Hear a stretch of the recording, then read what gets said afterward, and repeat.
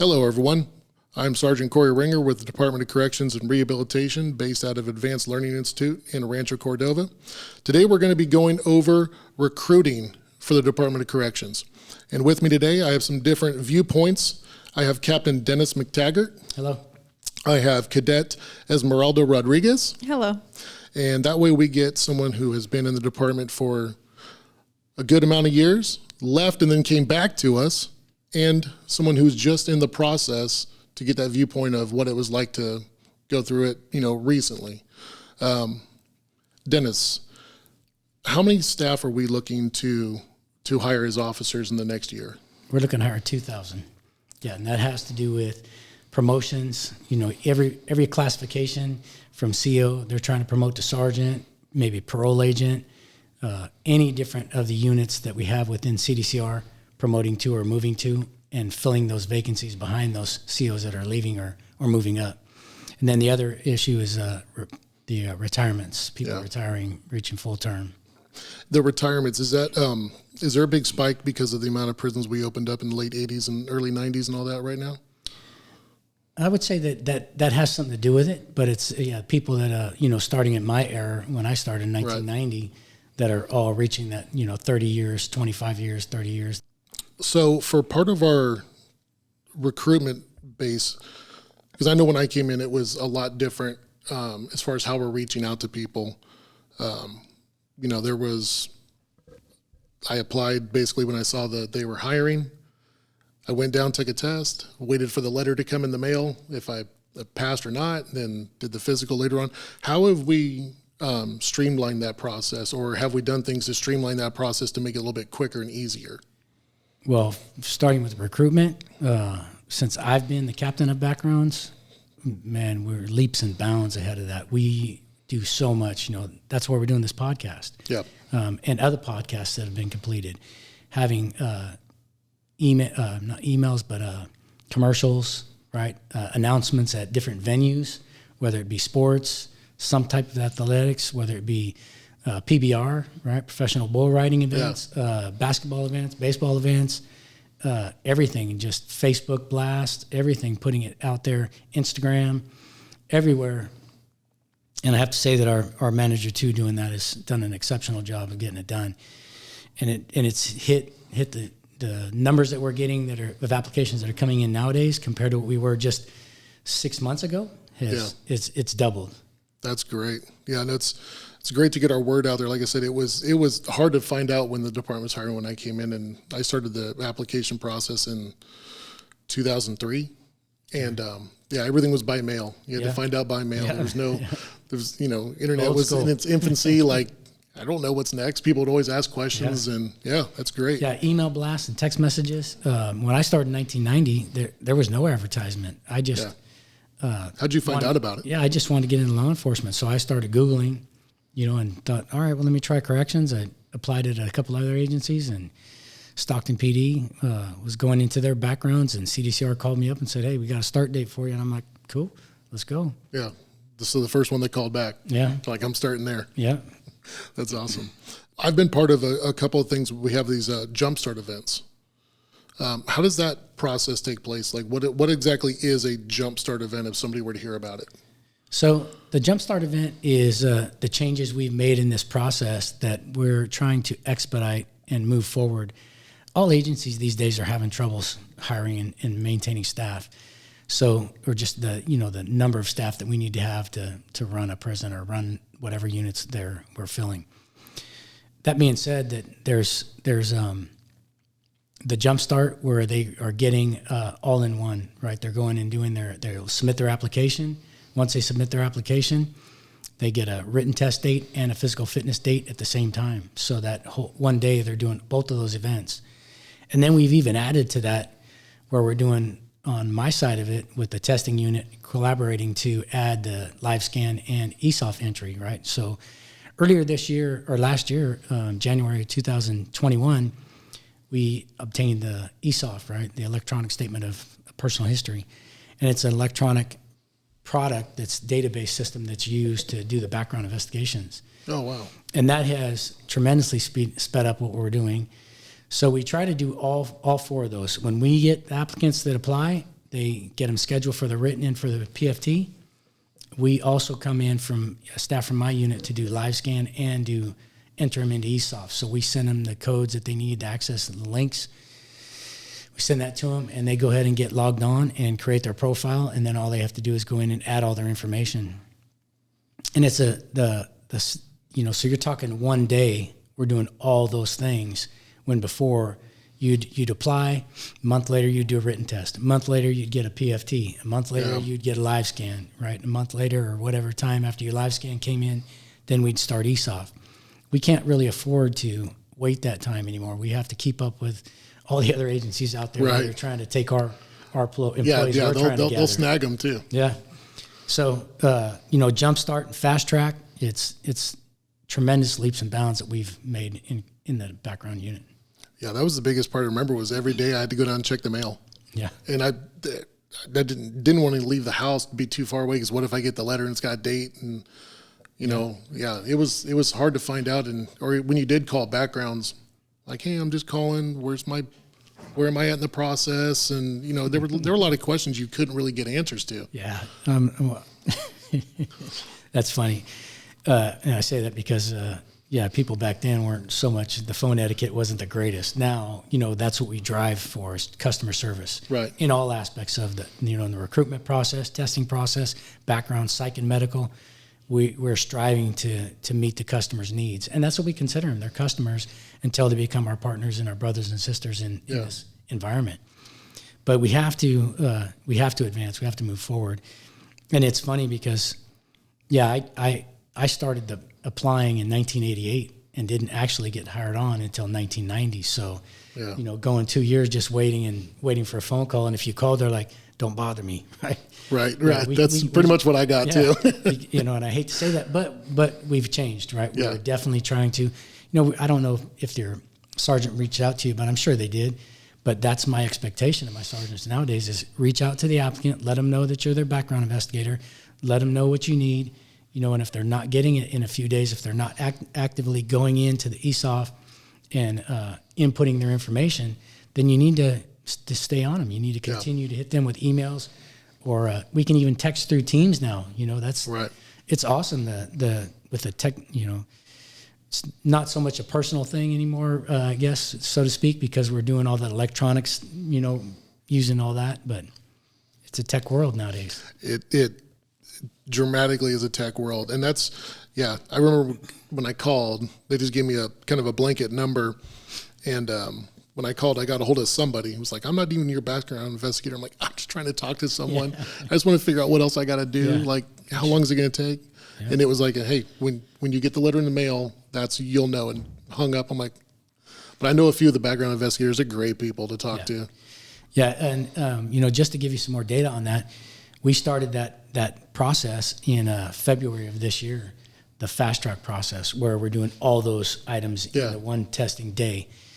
And 15 of those applicants that we had completed their background within 2 weeks. 2 weeks? Yeah, 2 weeks. So they're moving on to the certification list after 2 weeks, or the psych and med before they hit certification, psych and medical, and then moving to the cert list. So wow. What was the time before? It was a minimum of 90 days just for the background process minimum. And that's just depending upon, when we're using mail, when we're using the post office, you figure 3 days to get to an applicant, anything that we were going to send them, 3 days for it to return to us if and when they filled it out. Yeah. And back then, if you get even now, if you've probably have friends that have applied and gotten into corrections and you've been one of their references, they send you that letter, you get it in the mail, you set it over there where you set the rest of your mail. Right. And then a week or two later, you're like, oh, darn, I didn't fill out that reference. Let me see where I put it. Right. So that's all delayed. Now with ESOF, you're talking about, if I'm the sergeant and the background investigator, and once the applicant submits their profile, then I'm going in there and I'm sending all those references electronically, right? The complete package to those references electronically. They could answer that within 5-10 minutes on their phone, on a tablet, on their desktop, on a laptop. They don't have to fill out anything other than type in, some keystrokes or their fingers to use to type it on the system. It's that easy. And literally in 5 minutes, I've done a couple supervisory references for some people that I know that have gone through. And literally 5 minutes on the phone to answer the questions, fill out the reference letter, and send it back. That's awesome. That is that's a huge advancement for people, especially just with time nowadays. It seems like mail stacks up. People are busy.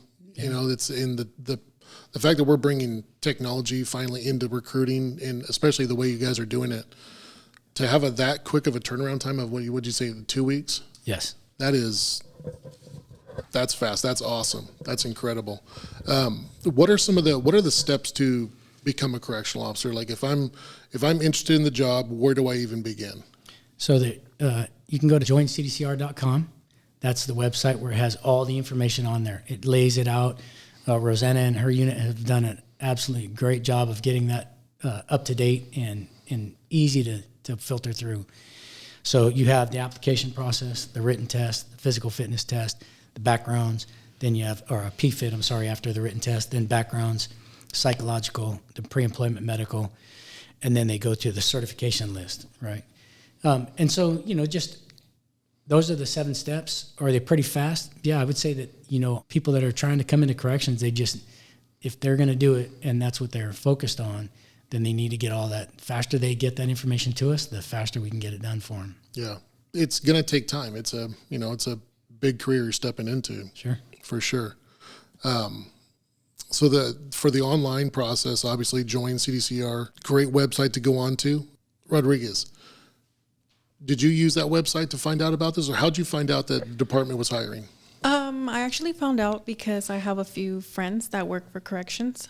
So they would constantly tell me to apply because it was a great job. It had great benefits. They love what they do. Yeah. So they told me for about a year. And one day I was laying in bed and I was like, you know what? I'm going to apply today. So I went on to CDCR.com online and I applied on there. And I did everything online. Yeah. Most of the things that I had to do were online, except my medical. My medical was in person. But other than that, everything that I did was online. That's great, yeah. And that's the advantage of it. Everything, even the written test to enter, right? You can take it online. With the psychological exam, you do that online. So the entry exam you can do online. Oh, wow, yeah. You can schedule online. So just like you said, other than the physical and the physical fitness test itself and the medical, you have to show up for those. Right. But we do some caveats on that. If you're current military, and you have 12 months with completing your physical fitness test through the military, yeah, then we'll have a waiver for those folks to that's awesome. Not have to do the physical fitness exam. Oh, that's great. Yeah. So are you saying you did your, if I can ask her a question. Oh, yeah. You did your written exam online too? My written exam? No, I did that in person. Okay. Yes, I did that one in person. Yeah. So we've joined with ProctorU to certify our exams and conduct those online. So that's awesome. Even the psych, like I said, because that's hundreds of questions that somebody has to answer. Yeah, I remember the psych being, the written test was long. Then I got to the psych part, I was like, oh my God, there was a lot of questions. Yeah, because I lived up in Placerville at the time, so every time I had to do something, I had to drive down to Sacramento. And it was, they don't do weekends, so it was a weekday, try and find a way to get out of work, drive down, do the test, go back, and, it was hard. It was a lot to go through. Yeah, and again, our customer service that we're providing now, I can't tell you enough about. So I focus on that, right? As the backgrounds captain, I focus on how many times do I want to bring an applicant to our office, right? Yeah. Because they have to have a job. You have to survive, or you're going to school, whatever the case may be. But the more we bring you into the office, the more it affects your daily life, right? And we're trying not to do that. We're trying to get them through it just as fast as we can and as easy as we can, and provide that customer service. So there's some other things that are behind the scenes that I've changed around to make that happen. And I tell my investigators and the supervisors all the time, get them here one time, get everything we need so they don't have to reschedule.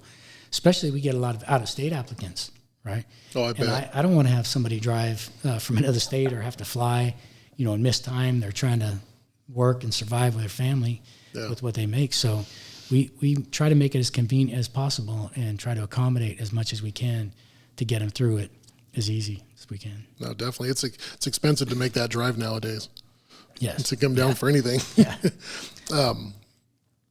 Awesome. So, Cadet Rodriguez, how's your experience been from the start of the whole process to where you're at now? It has been a great experience. Not only because, like Dennis said, most of the stuff that I did was online. I had a job, so I felt like it was very convenient for me because I did not have to come down to Sacramento every other week to do a written exam or to do my psychological or to do different steps of the process that you have to get done. Yeah. I was able to do everything online. I remember that for ESOF, for my backgrounds process, when I was filling out everything, my personal history, I could sit in my car and log on to my ESOF and fill out more information that I gathered from old jobs that I had. Yeah. Or I could just log on every other day to update my ESOF. And that's something that I really liked because I was working full time. So it was hard to get a day off because, I had to work. I had bills to pay. So Right. That's one thing that I really enjoyed. How about the background experience, going through the background experience? Going through the backgrounds experience, it was great. It was a little intense because it was intense and precise. You had to make sure that everything that was on your backgrounds was correct because you were going to get the old jobs were going to get called. You were going to get, what is it, like references? Yeah, like a reference check. Like a reference check. So that was pretty intense, but other than that, it was good because I had a very good relationship with my previous jobs. Mm-hmm. So I could go in and have a talk with them and let them know, hey, you know what? I applied to this. I applied to CDCR, and they're going to be sending you an email. Please, make sure that you check your emails daily. I had that relationship with my old jobs and my old managers that I was blessed enough to be able to either text them or call them or even go in because I didn't live too far from previous jobs to let them know about my backgrounds. And that's one thing that I was very fortunate to have. That's good. Yes. That's awesome. Yeah, no, that's huge that they're on top of that and, responsive to the messages when they come in. I think I had one employer that they kept trying to get a hold of and he wasn't responding to much of anything. I know it slowed it up a little bit, but not too much because there was nothing to flag or wave. Yeah, there was no issues with it. Yeah, that's it just one of the took hardest longer. things. One of the hardest things is employers. Yeah. Right? Just getting them to respond. And even sometimes references. But again, like I said, with ESOF and what she just mentioned, we send it out via email and to their supervisors or to their HR departments for whatever employments they had, and it just makes it so much easier than having to go through the U.S. mail. Yeah, for sure. It's a lot quicker. Captain McTaggart, you're talking a lot about changes that we've made in the hiring process, things that we've done to make it easier. The department itself, though, is changed dramatically. Obviously, since you came in and since I've entered. When I came in, there was a lot of you're going to get compliance by whatever means necessary. If you tell, one of the offenders to do something, you're going to make them do it. What are some of the changes that you've seen over the years as far as our mission and vision with the department? Well, if I think I have what your question is the rehabilitative part of the department, how we've changed there.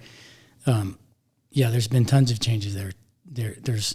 It's about how we can change that community that we work in and how we provide examples for them on how to live and survive in the world successfully, right? To be out there and be successful, getting a job, maintaining a job, right? Affording what you want to do for your lifestyle. So that's the changes there. Yeah, since I came in even 1990, their rehabilitation was anything. It's what you just said, right? We're going to get compliance. But with the changes in moving forward, we have to change. The department has to change as we move forward, and if we don't, it's not going to last. Right. I'd rather someone try to better themselves and be released from an institution than someone who really just, they kind of become better criminals sometimes, and that's obviously not going to benefit anybody. Absolutely. Cadet Rodriguez, have you taken any classes yet so far on that type of stuff yet? I have. One of the classes that I have taken so far was adding the R in CDC. So rehabilitation. They talked about a lot of programs that the state prisons or the institutions now offer. And it was really nice to hear that, because now what we're doing is, when you start working at an institution, you are working there to help rehabilitate the offenders. So it's really nice to hear that. It's not only about compliance, it's about helping the offenders become better, because they are going to get out and go into our communities. They're going to either live next to us, they're going to have family members that live next to us. And what we want is, when they get out of the institution, we want them to become better people. We want to be able to feel safe around them. And it's nice to hear about the programs that they now offer. What are some of the programs that they offer right now? They offer pretty much everything. Everything, Yeah. yes. When I went to CIM, they actually have a underwater dive program there, so they can learn how to become underwater welders, which is It's a top job. that is that's a money making job. But I've known a lot of guys that got out, did welding, woodworking, computer work. There's education classrooms for people that get degrees. There's a lot of programs offered inside. A lot of the colleges now coming in, providing a online college for the offenders, and they have the ability to use a tablet, right, to do that work in. Of course, monitored to a certain degree, right? Yeah. But they have it available for them. No, that's definitely something. Looking back over relatively long career, was your ability as an officer, and that's something that you're going to learn when you go in there. People can bark orders all day long, try and get their way, but one good way is to look at it is, if your boss was that way, do you want to listen to him? It kind of makes you want to be away from him. It's the same way as going inside. And the biggest thing I say is, you have to learn in this job how to communicate with all different groups, different facets, different generations. Genders. Genders, all of it. Folsom, we opened up a women's facility, and that was a big change for us. Is how do we navigate that field as well? So definitely moving forward, I think the best piece of advice I could ever drop down to people is just pay attention. Don't forget your surroundings and where you're working, but just remember, the ability to speak to somebody pays dividends down the road. I'm not here to further punish. I'm just here to make sure that you get the opportunity to go to all the things you need to, and watch you and try and keep a safe and humane environment while we're inside and communicate. That's funny you say that. We're not here to punish, because that's a lot of people. Right? That was a mentality back in the day. It was. That, you're here now and you're going to suffer, right? Your consequences in here. And so I have a question for you. When you thought about coming into corrections, did you think that you would be a part of that you would have some trying to educate people in how they should be out there in the community to work and be successful? Yes, I did. I didn't really think about compliance. I thought more about rehabilitation. I knew that working in an institution, you were going to be like a mentor. You were going to, or an example. Yeah. I never really thought about anything negative. And a lot of people think negative, and you can think that, but if you go in with a positive mindset, you'll be able to not only help the offenders, but make your working environment a lot easier as well. Absolutely. No, communication, and having a prison where, when I got to Folsom, I learned a lot more about program opportunities and learning how to speak, because there's a lot of inmates out, or offenders out all the time. And I really enjoyed it there. There was, you you'd find out this guy's favorite sports team or whatever when they would lose, and there'd be a little banter back and forth. But I'd also known them I didn't realize it until I left. I've known some of those guys for 14 years. Yeah. 14 years I've been around them at that particular institution. That communication's key. Like I said, I'm not here to punish anymore. Those days are old and gone. Some people are like, well, they should just be breaking rocks and doing, working hard. Yeah, it's like it doesn't work though if people leave with the same skills that got them into prison when they leave. If they don't do something to further themselves or realize what they're capable of, then they're going to return to society no better. And I've known guys that could draw, amazing artists, never knew they could draw till they went to prison. I'm like, what a lost art. Yeah. That's definitely what our goal is now, is try and educate, further betterment themselves, and in the long run, it's going to benefit society. They can go out and be moms, productive dads, all of that stuff. Absolutely. What advice, this is a question for both of you, what advice would you give to someone thinking about joining CDCR as an officer? What advice do you have, Cadet Rodriguez? My advice to someone that wants to apply to CDCR is to prepare yourself. So from the initial application submission, prepare yourself physically and mentally, because when you get to the academy, there is a lot of physical work that you're going to do here. They're going to prepare you physically, and when you get here, it's a complete different community.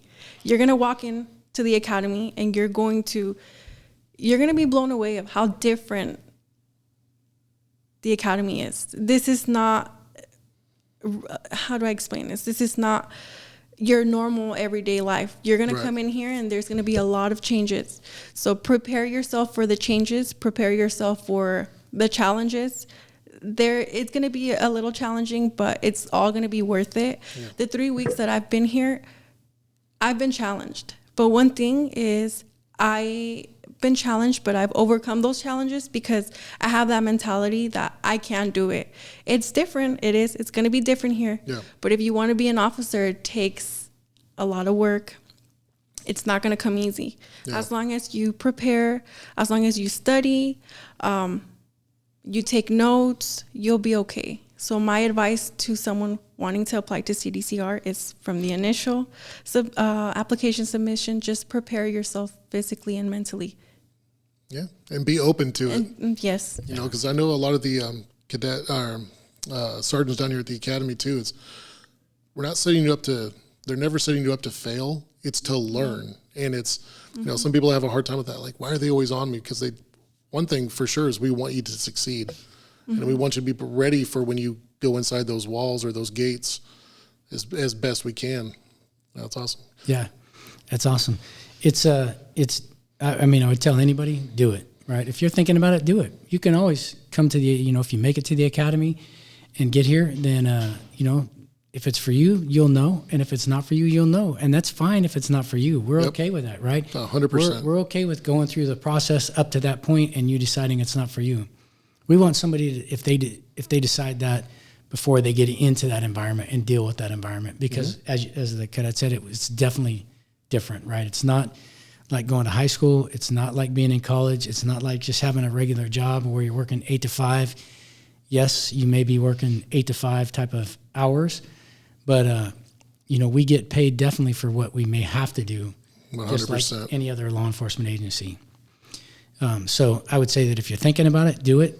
We need the people. We're here doing these recruitment videos and we're doing podcasts and all that because we definitely have positions to fill and have a need for new correctional officers coming in. The promotional opportunities in our department, especially right now with all the attrition through retirements, people promoting, people are moving up the ladders, and there's such a broad spectrum of things that we offer in the department, which this podcast is the start of bringing a lot of those to light. All the different divisions we have, units, you name a job, and we practically have it. Yeah, I think the only thing we don't do is like fly helicopters or airplanes. Yeah. That's like pretty much about it that we don't operate and do in this department. But we have staff that will fly in planes all the time, right? Oh yeah, I was never allowed to go on the the helicopter from High Desert. I kind of missed out on that. Yeah. Would have liked to have gone. I rode on a helicopter one time through a CERT program. Doing some training. Yeah, it was fun. But it's there. Yeah, you're right. There's so many different opportunities that, don't just look at the correctional officer classification. Get in. You could get your 2 years in, get through your apprenticeship program, and man, it's limitless. There's you said paroles, transportation, extradition, there counseling. There's just so many different avenues to go. That even if you choose that, you go through this process and you get there and I don't really like this custody environment. We have so much non-custody work also to do. Oh yeah, that it's available for. No, and it's definitely, if this job's not for you, it's not wasting anybody's time. No. I've heard people like, well, I don't want to waste people's time. Like, you don't know until you go in. And we've had people that thought that, like, I don't know if I'll be able to do this. And they love it. Yeah. Absolutely love this job, love the career, love the path. And, it changed their world. So awesome. Well, I can tell you that I have, out of 5 kids, I have 3 kids in the department. So that has to tell you something. Right? It's stable. It's a stable career, that's for sure. Yeah. Awesome. And the website again, one more time for joining CDCR? JoinCDCR.com. JoinCDCR.com. And it's got everything on there. Take your tests online, get 80-90% of your work done online, and you don't have to miss work. You don't have to inconvenience family by being gone, or if you've got kids, you can still do it even when they're around. Yeah. It's an awesome process. Well, I want to thank you both very much for joining us today and getting the word out about our recruitment, efforts right now. CDCR is hiring, and like we said, we have a limitless amount of jobs that someone can go into, different classifications, fields. While the prison's the main part of the tree, we have a lot of branches that go out to a lot of different things. Absolutely, and anywhere in the state of California. Yeah, you can work in the mountains to the desert, to the coast. Yeah, we're everywhere.